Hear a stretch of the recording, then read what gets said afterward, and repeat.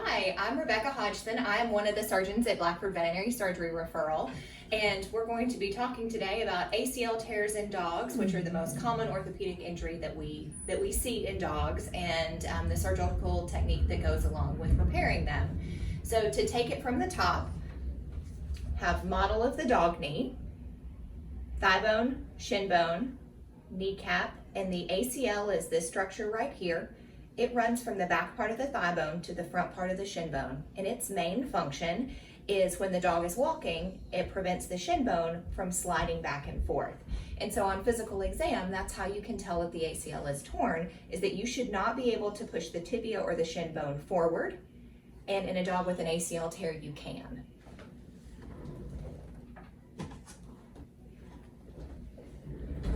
Meniscal injury is another common injury that we see in association with ACL tears. The meniscus, there are actually two within the dog knee. They're two little cartilage pads that provide cushion and support.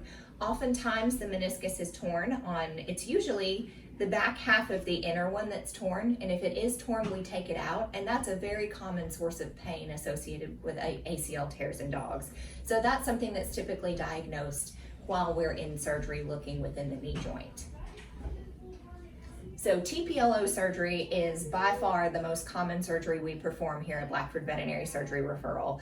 We do between 2 to 5 of them a day, oftentimes. And so what the TPLO stands for is tibial plateau leveling osteotomy. And the abbreviation for that is TPLO. What TPLO really means is, in dogs, anatomy-wise, the top of the tibia or the shin bone is at an angle. So this is a silly analogy, but it helps this make sense. So anatomy-wise, the top of the tibia is at an angle. If you think of that as being a hill, think of the femur or the thigh bone as a car sitting on that hill, and the ACL would be the parking brake. If you don't have the parking brake, the car rolls down the hill. So in a dog with an ACL tear, what's happening every time they take a step is when they put their foot down, their shin bone slides forward. So what we do with this surgery is we level the top of the tibial plateau. So what we do is we make a semicircular cut in the bone, rotate the bone, and put it back together with a bone plate and screws. What this does is it makes the top of the tibia almost flat.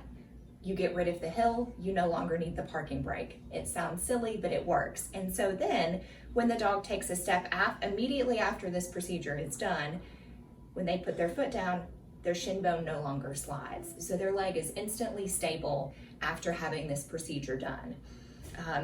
Everything else within the knee joint stays the same. All of the collateral ligaments are the same. And a very common question we get is, is my dog going to be able to bend their knee? Absolutely. You won't be able to tell anything different other than a bad haircut and an incision over the inside of the knee.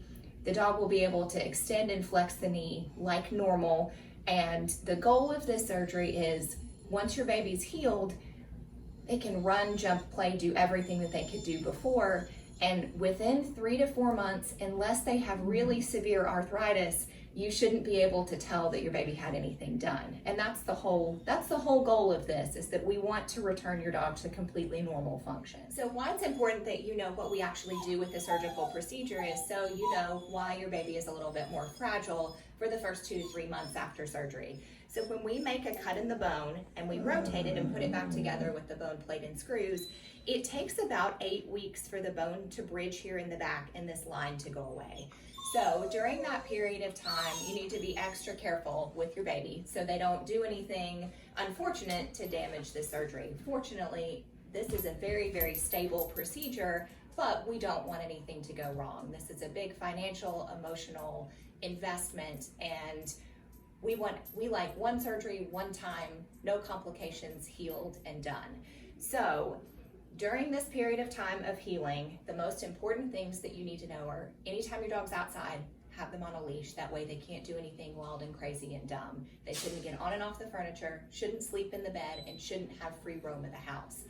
In an ideal world, everybody's dog would be crate trained, but that is not the case. And so the first time to put your dog in a crate is not immediately after surgery. It's a scary enough thing, and we don't want to terrify them even more.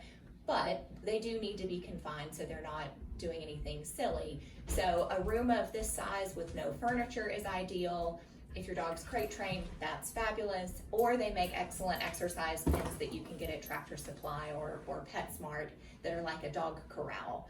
And why we don't want anything to happen is the first time to do surgery is, the best time to do surgery is the first time. So we certainly don't want anything to go wrong. Recovery time is about 3 months because it does take 2 months for the bone to heal, and then you don't go from bed rest to running a marathon.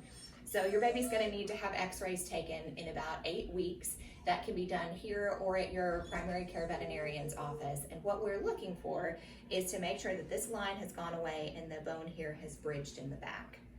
So complication-wise, fortunately, we don't see things very often.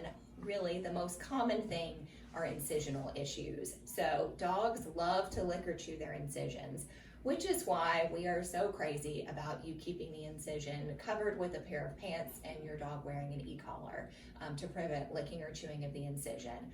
And why this is so important is we are putting metal in the leg. Bacteria love metal, and there is nothing clean about the dog mouth.